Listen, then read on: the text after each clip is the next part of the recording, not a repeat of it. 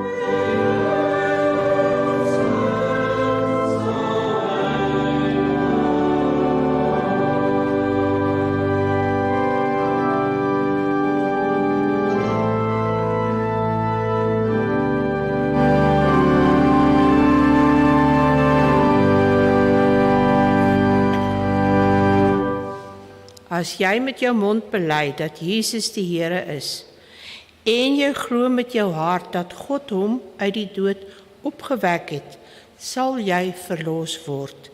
Want met die hart glo ons en word so vrygespreek. Met die mond bely ons en ons word verlos. Ek glo in God die Vader, die Almagtige, die Skepper van hemel en aarde, en in Jesus Christus sy eniggebore Seun, ons Here, wat ontvang is van die Heilige Gees, gebore is uit die maagd Maria, wat gelei het onder Pontius Pilatus, gekruisig is, gesterf het en begrawe is, en ter helle neergedaal het, wat op die 3de dag weer opgestaan het uit die dode, wat opgevaar het na die hemel en sit aan die regterhand van God, die Almagtige Vader, van waar hy sal kom om te oordeel die wat nog lewe en die wat reeds gesterf het. Ek glo in die Heilige Gees. Ek glo aan 'n heilige algemene Christelike kerk, die gemeenskap van die heiliges. Ek glo aan die vergifnis van sondes, die wederopstanding van die vlees en die ewige lewe. Amen.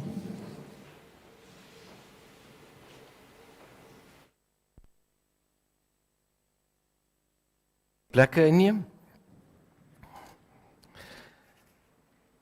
Terwyl ons dan so bly sit, sluit ons ons oë en ons raak stil voor die Here ons God. Liefdevolle Vader, dit is met dankbare harte wat ons na U opkyk vanmôre. Dis met harte vol ootmoed wat ons tot U nader. Ons is dankbaar, Here, vir die gesondheid wat U vir ons elkeen gee, juis in hierdie tye waarin ons leef. En ons dank U vir U hand van troue sorg, wat ons steeds ook so ryklik oor ons ervaar. Ons dank U vir hierdie lewe. En in hierdie lewe met al sy aanvegtinge, dat ons mag beleef dat ons nie maar net uitgelewer is in allerlei dinge wat gebeur nie, maar dat daar 'n God is in die hemel, wat sy hand oor sy kinders hou. 'n Goeie herder, wat ons beskerm en bewaar en begelei, ons bystaan, ons krag gee, ons versorg beter as wat ons self vir ons kan sorg. En ons dank U daarom vir oomblikke op 'n Sondagmôre, wat ons daarom ook op hierdie wyse voor U mag stil word, wat ons hier saam mag wees, om U te aanbid, om deur U gelei te word, om by U weer krag te vind, by U weer troos te vind, maar om ook weer die pad gewys te word, die pad van die lewe. Hoor tog daarom ons gebed, Here, as ons harte tot U ophef vandag. Want ons dra juis dan ook aan U op hulle wat minder as ons bevoorreg is, hulle wie se omstandighede dalk nie so gunstig is soos ons eie nie.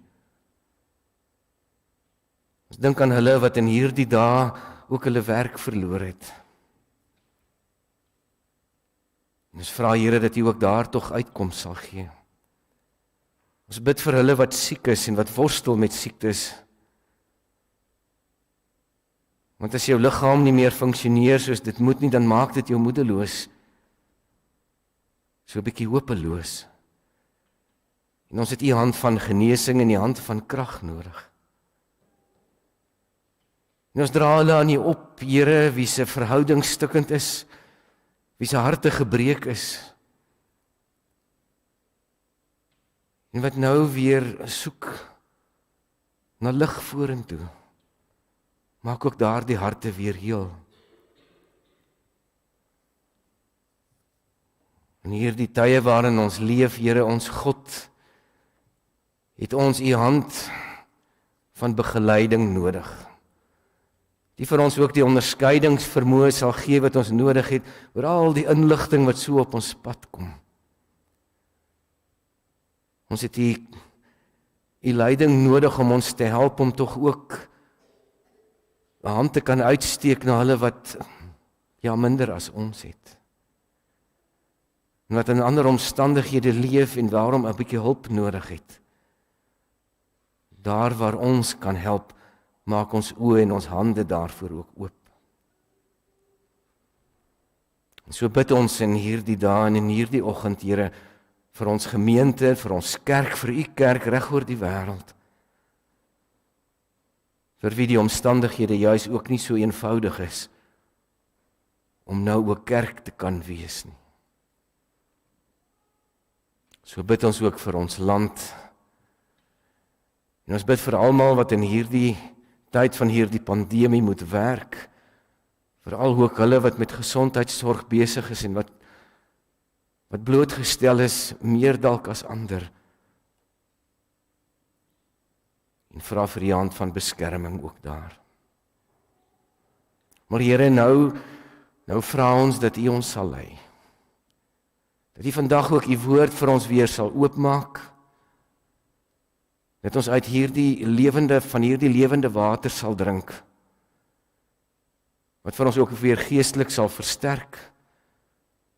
Wat vir ons opnuut weer sal aanvuur. En die wyse waarop ons leef. Hier op aarde. Open die skrif vir ons. En praat U self met ons ook vandag. Ons bid dit in Jesus se naam. Amen. Ek gaan nou die wet aan U voorhou.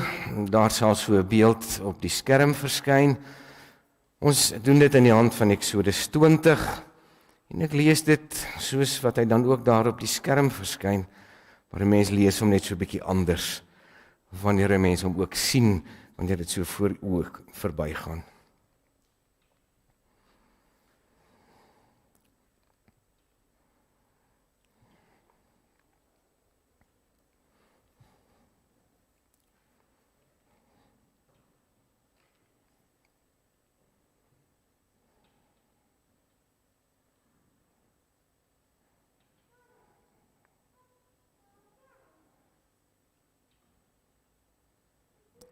Toe het God al hierdie gebooie aangekondig. Ek is die Here, jou God, wat jou uit Egipte, uit die plek van slawerny bevry het. Jy mag naas my geen ander gode hê nie.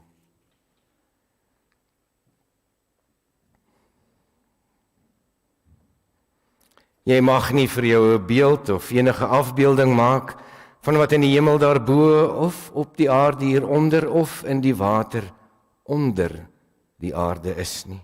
Jy mag hulle nie vereer of dien nie, want ek die Here jou God, hy is onverdeelde trou aan my.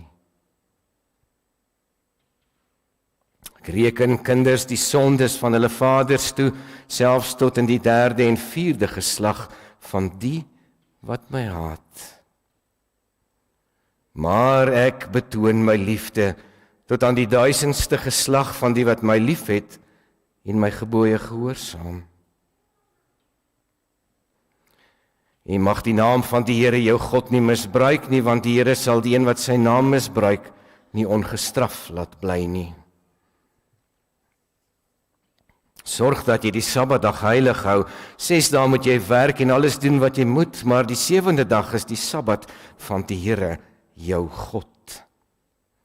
Dan mag jy geen werk doen nie, nie jy of jou seun of jou dogter of die man of vrou wat vir jou werk, of enige dier van jou of die vreemdeling by jou nie. Die Here het in 6 dae die hemel en alles daarin gemaak, die aarde en alles daarop, die see en alles daarin. Op die 7de dag het hy gerus, en daarom het die Here eer jou vader en jou moeder, dan sal jy lank bly woon in die land wat die Here jou God vir jou gee. Jy mag nie moord pleeg nie.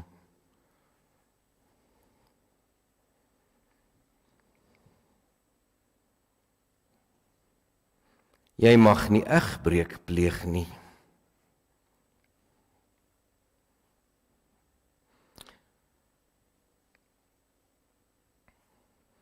Jy mag nie steel nie.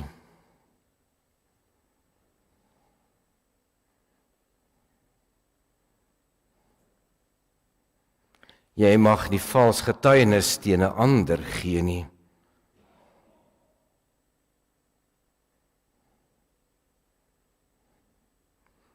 Jy mag nie iemand anders se huis begeer nie, jy mag nie sy vrou begeer nie, ook nie 'n slaaf of slavin, 'n bees of 'n donkie of enigiets anders wat aan hom behoort nie.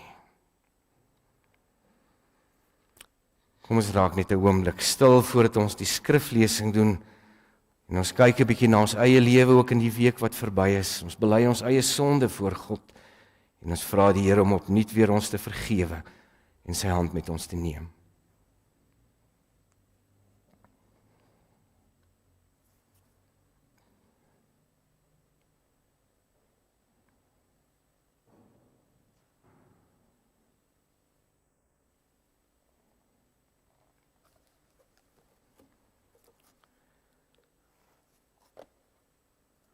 Amen.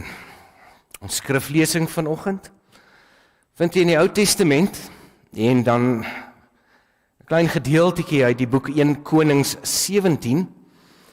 Eintlik handel die prediking vanoggend so 'n klein bietjie oor die lewe van Elia. En ek dink in die volgende Sondag of wat, gaan ek so 'n bietjie stil staan by Elia, so 'n klein reeksie oor Elia. En dit gaan vanoggend so 'n bietjie oor die tyd, die tekens van die tyd van Elia, of die tyd waarin Elia dan geleef het. En daarom die gedeelte wat ons lees vanoggend in hoofstuk 17, is nou waar Elia begin optree as profeet. En ons lees die gedeelte waar die vertalers gee die opskrif daaraan, dat Elia 'n droogte ook aankondig. Maar kom ons lees daar die eerste paar verse, dan van vers 17. Elia die Tisbiet was 'n bywoner uit Gilead. Hy het vir Agab gesê, so seker as die Here leef, die God van Israel in wie se diens ek staan, daar sal die volgende paar jaar geen dou of reën val nie, behalwe as ek so sê. Die woord van die Here het tot Elia gekom en gesê, gaan hier vandaan af ooswaarts en gaan versteek jou in die Kritspruit, anderkant die Jordaan.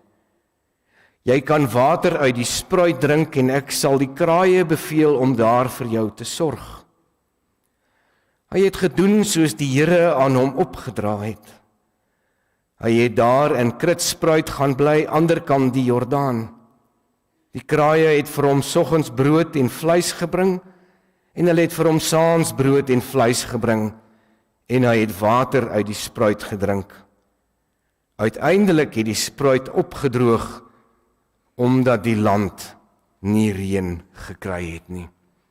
Ons lees net tot sover vanoggend. Prediking dan, soos wat ek gesê het, handel so 'n bietjie oor die lewe van Elia, oor die tekens van die tyd van Elia, en daarom is die tema van die prediking vanoggend ook die tekens van die tyd. Geliefdes van ons Here Jesus Christus, ons moet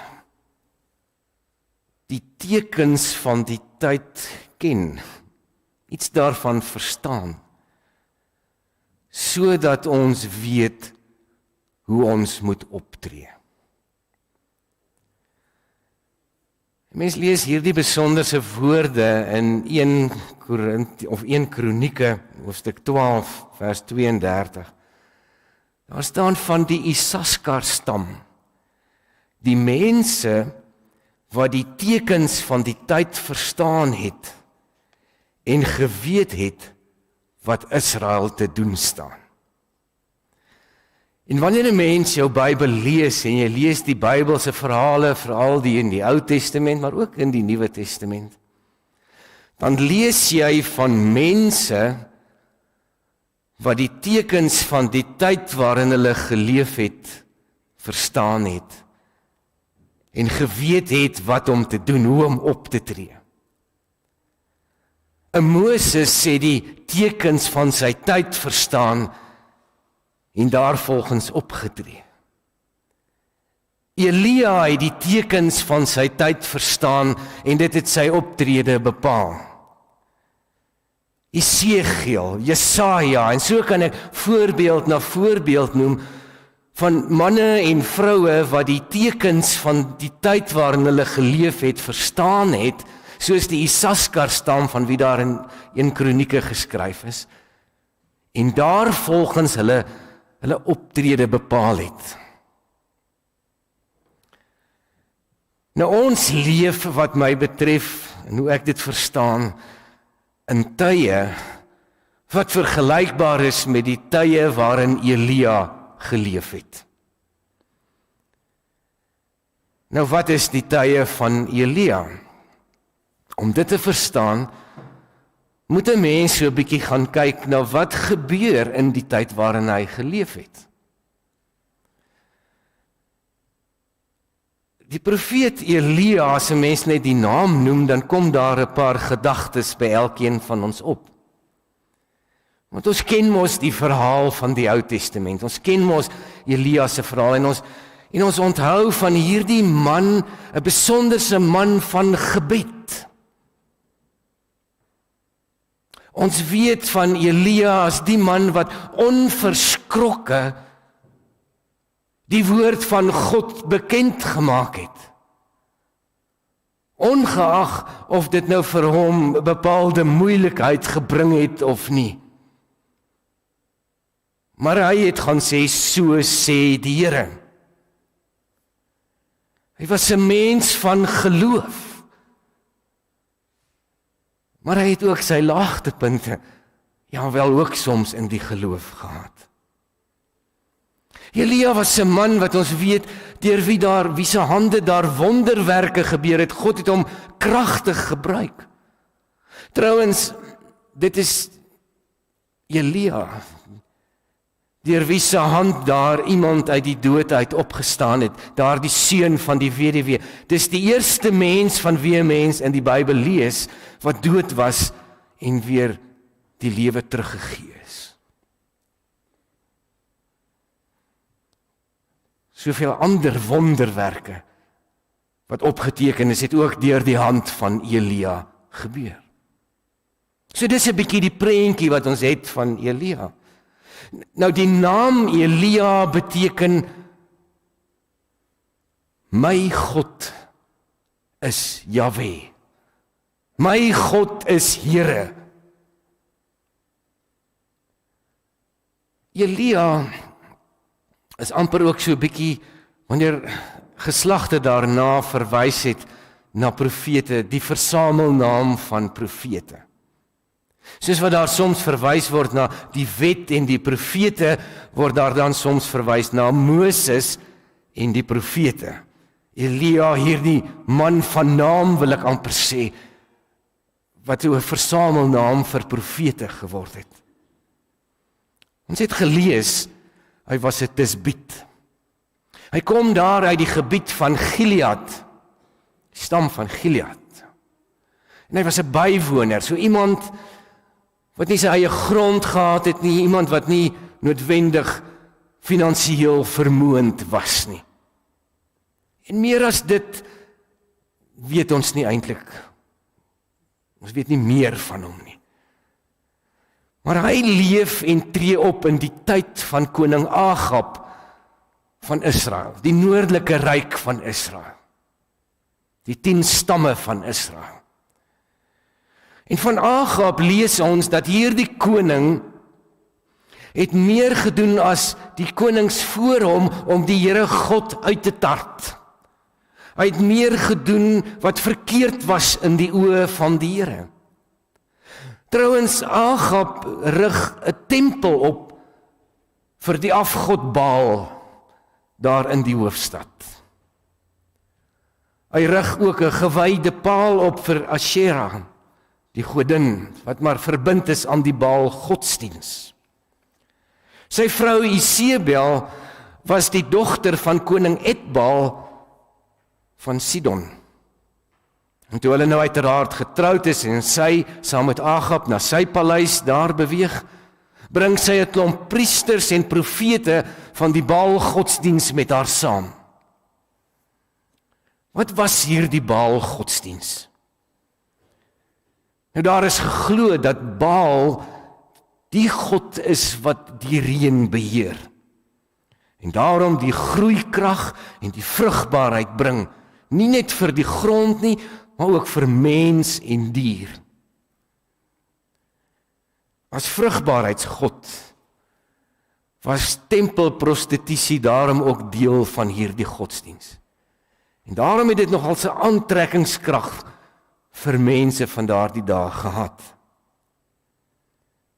In Agab se tyd was dit polities korrek om vir Baal te aanbid. En die gevolg was dat daar weinig gelowiges oorgebly het. En ons weet dat Isebel het boonop ook nog die profete van die Here laat doodmaak. om God te aanbid, het jou lewe in gevaar gestel. En as jy 'n gelowige was, wat na die Here, die God van hemel en aarde opgekyk het, wel, dan was jou situasie net soveel moeiliker. Jy het nie sommer in die koninklike hof ingekom nie, jy het nie sommer 'n kontrak gekry nie, jy sien werksgeleenthede en dies meer, was alles 'n bietjie ook op die spel. God en die lewe in geloof is uit die samelewing uitgestoot. Niemand het dit gewaag om God openlik meer te aanbid nie. En ons sal onthou dat dit wat daar gebeur het op die berg Karmel, toe Elia die priesters en die profete van Baal uitgedaag het, dan sê Elia daar, ek is die enigste een. Hy het so gedink in elk geval, wat oorgebly het as profeet van die Here. So wat gebeur dan nou, wanneer 'n mens God uit die samelewing uitstoot? En dit word nou duidelik wat gebeur wanneer 'n mens kyk veral na die interaksie tussen Elia en Agab. Want dit wys so 'n bietjie wat in die samelewing gebeur het, want dit wat op die hoogste vlak gebeur het, het ook ondertoe gebeur. Daar was nie meer 'n behoorlike regstelsel nie. Daar was nog 'n regstelsel, maar dit was korrup. Dit hang maar af, weet jy, genoeg geld gegee, sodat wanneer my saak gedien het, dit in my guns beklink sou word. Onthou jy die verhaal van Agab en Nabot? Agab wat die koning was, Agab wat eintlik soort van die rykste man in die land was. As hy die wingerd van Nabot sien, dan sy gierig, hy wil dit ook hê, dis vir hom mooi, hy soek dit net. Agab wil dit nie verkoop nie, Nabot wil dit nie verkoop nie. Dis erfgrond hierdie. So wat gebeur? Valse getuies word omgekoop, om dinge te sê wat Nabot gedoen het, wat hy nie glad nie in sy lewe gedoen het nie. En hy word skuldig bevind, en hy word met klippe doodgegooi. En Agab vat gewoon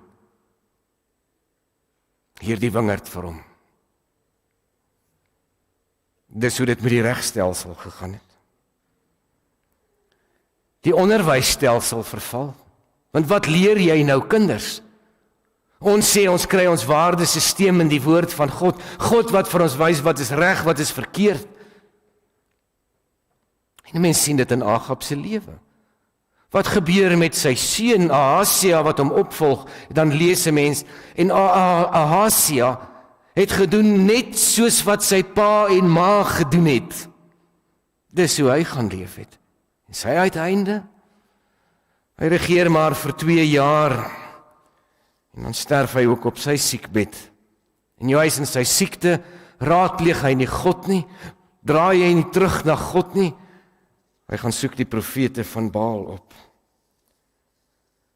Maar jy sien, daar is nie meer etiese norme nie, dit vervaag. Die waardesisteem vervlak tot die punt wat elkeen maar net doen wat reg is in sy eie oë. Daar is nie meer orde en dissipline nie. Ons het mos nou iets daarvan gelees. Selfsug, gierigheid, verwaand en grootpraterig. Ons sien dit so by Agab. As hy by geleentheid by Elia kom, dan dadelik is hy grootpraterig, aanmatigend. Sê vir hom, jy is die een wat al hierdie moeilikheid in die land bring, met hierdie droogte wat nou in die land is. Jy is die moordenaar van die volk. Dis altyd iemand anders. Agab sien nie raak dat dit eintlik hy is nie. Dis altyd iemand anders wat die skuld moet kry. Mense is beledigend. Dis alles dinge wat 'n mens by Agab ook sien. En die mense van die land doen soos die leiers van die land. En die gevolge, ongehoorsaamheid aan ouers, ondankbaarheid, liefdeloosheid, onversoenlikheid. Mense is wreed, roekeloos. Ja, die liefde vir genot is groter as die liefde vir God. Klink dit bekend? Klink soos die tye waarin ons leef, die tekens van die tye waarin ons leef? Dis die tekens van die tye van Elia. Wat gebeur in ons dag? As die hoofregter sê Moeng, hy is 'n Christen, dan word hy gekruisig daaroor. Dan word daar gesê, maar hy kan nou nie meer partydig wees nie, en dis meer hulle haal vir hom uit hieroor, omdat hy die Here God aanbid.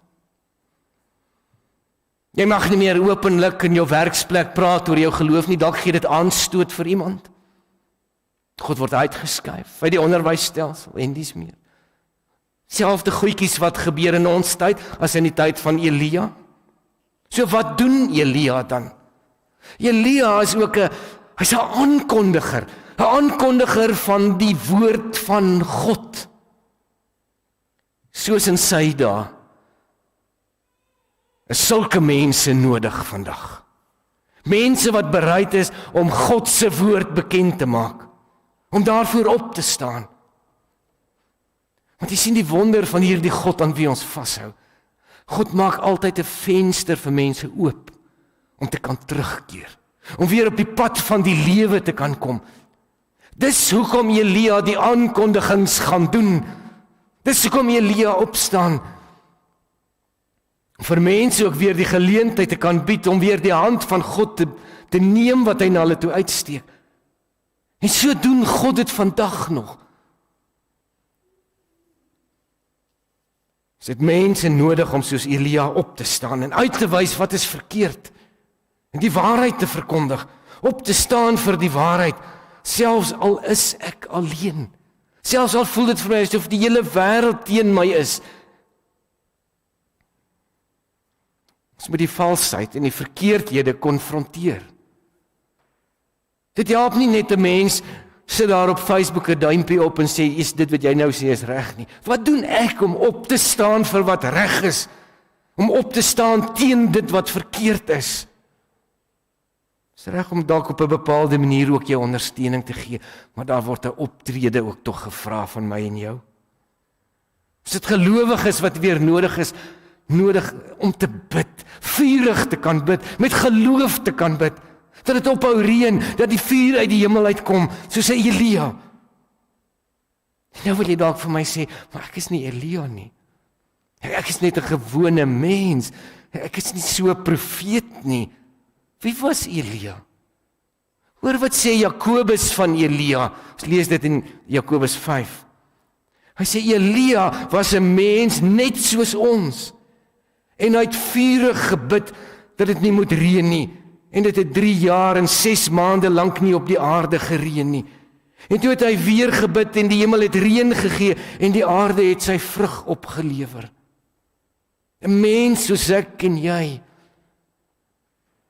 En met al die moeilikheid en die swaar wat dit droog te bring van diere wat vrek omdat hulle nie meer genoeg het om te eet en te drink nie, en mense wat swaar kry en selfs doodgaan, maar dit is 'n venster wat God oopmaak sodat mense weer die lewe kan kry. As ons maar net wil hoor en net wil sien. Daar is weer gelowiges nodig om die altaar van God reg te maak. Want die altare van God was ook afgebreek. En dis wat Elia gaan doen as hy daar op die berg Karmel kom, dan herbou hy weer die altaar van die Here met die 12 klippe verwysend na die 12 stamme van Israel. En hy bring daar ook weer die offer vir God. En dalk is dit nodig dat ons weer die altaar van die Here moet bou, die tempel van die Here weer moet opbou. Reg te maak. En God se vergifnis te verkondig wanneer mense tot God wil terugkeer. So wat moet ons verkondig? Die Bybel is vir ons die standaard wat waarheid is. Is vir ons die woord van God. Is waardeur God met ons praat tot vandag toe nog. Maar nou is dit belangrik om ook hier iets uit te wys. Alles wat van 'n kansel of vanuit 'n kerk of 'n sogenaamde kerk verkondig word, is nie noodwendig die waarheid nie. Hoe graag ek ook al sou wou hê dat dit so moet wees. Maar ek gebruik myself as 'n voorbeeld. Ek is ook net 'n mens. Ek is nie sonder foute nie. En ek kan ook soms 'n fout maak. Maar ek probeer om getrou te wees aan wat God in sy woord vir ons gee. En wat God vir ons sê. En om iets daarvan oor te dra en te verkondig. En ek doen dit bidend en ek doen dit openlik onder die leiding van die Gees. Maar die standaard is nie my woorde nie, dit bly die woord van God. En daarom toets ons dit telkens ook aan die woord van God. En dis waarom ek so ook daarop aandring, lees tog jou Bybel. Oordink dit wat jy lees. Hoor wat God vir jou sê. Leef daarvolgens, gehoorsaam hom. Toets wat jy hoor aan die woord van God.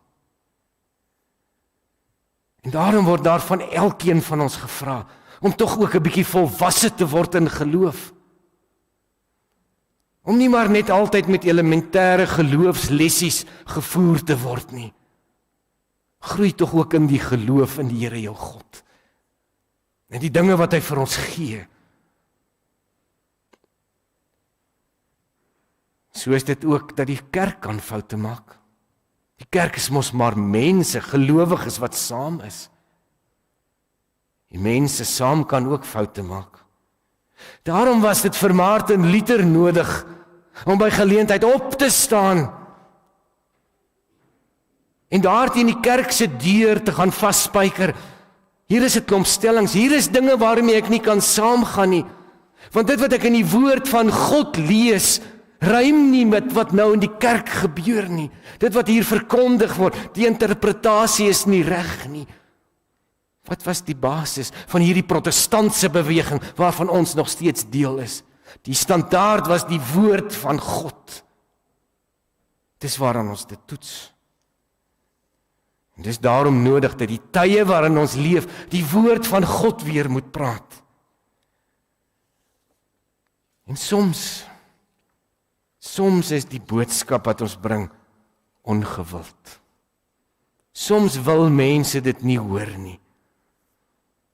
Dit is nog moeiliker om 'n boodskap te preek wat ongemaklik op die oor val.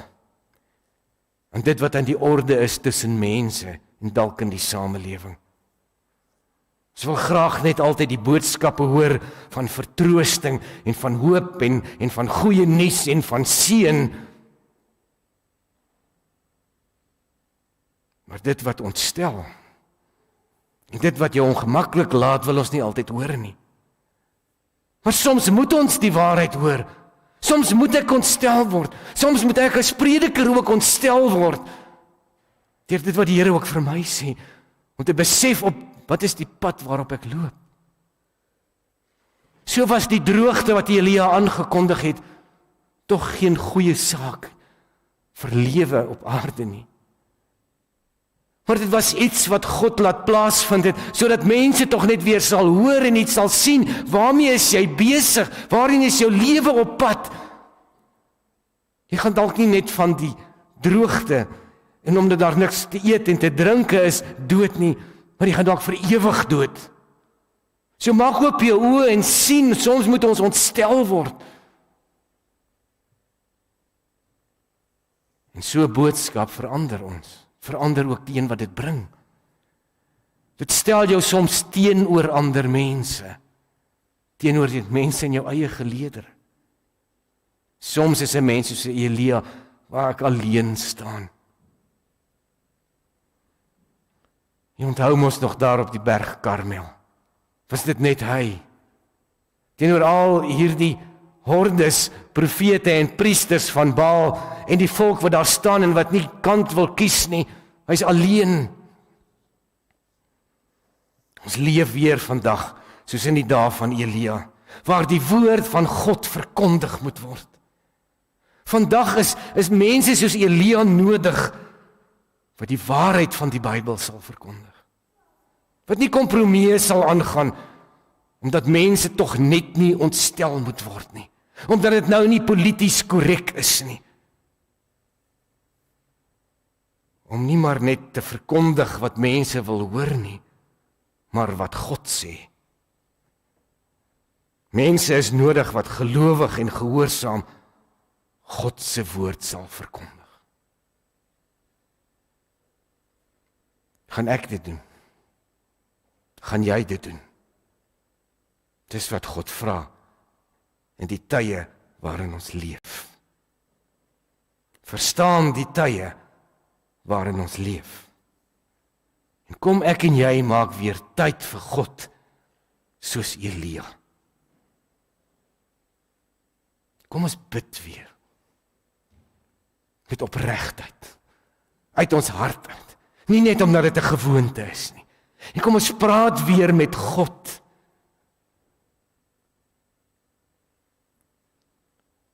Kom ons gehoorsaam God. En dit wat hy van my vra. En ek en jy sal beleef. God hoor my. God gee ag op my gebede. En ek en jy sal beleef. God sterk ons hande. En hierdie God is met ons. Wees soos Elia. Amen. Kom ons dank saam. Here ons Here. U is die God van die hemel en aarde wat alles geskaap het en wat steeds u hand oor alles hou. Ons is klein voor u Here, nietig, sondaar mense. Maar ons is dankbaar Here vir die geloof wat u ook in ons harte gegee het, dat ons u mag ken as ons Vader. En ons dankie dat ons mag beleef dat hierdie God en Vader elke tree van hierdie lewe saam met ons gee. En ons is dankbaar Here vir elke deur wat u weer vir ons oopmaak as ons dalk die pad buister geraak het.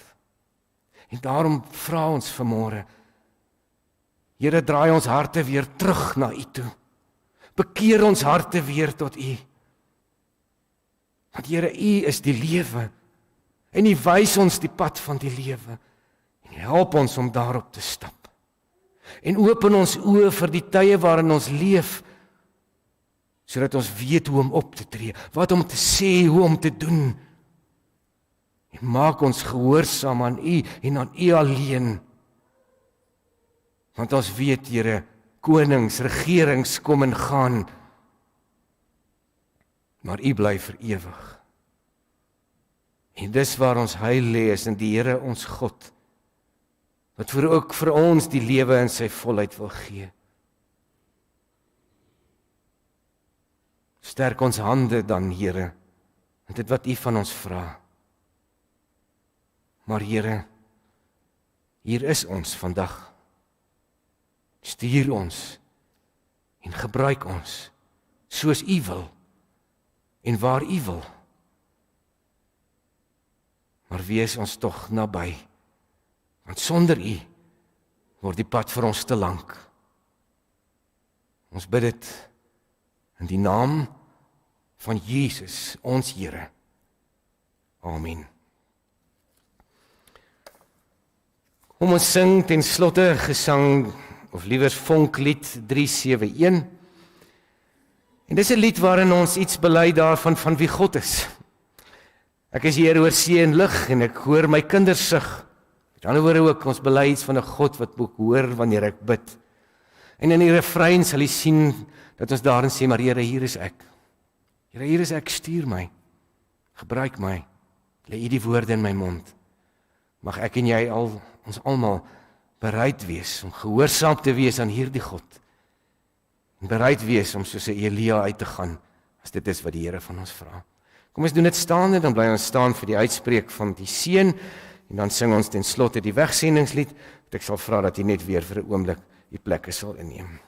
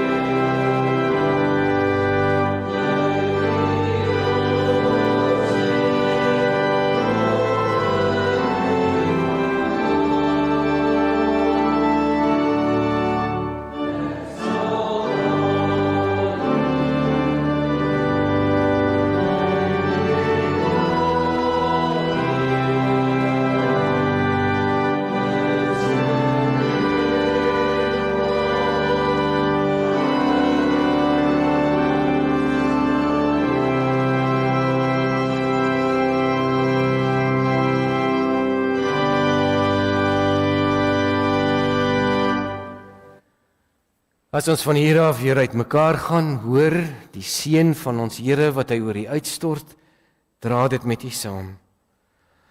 Mag die God van vrede julle toerus met wat goed is, sodat julle sy wil kan doen, terwyl hy in ons dit doen, wat vir hom welbehaaglik is, deur Christus Jesus. Amen.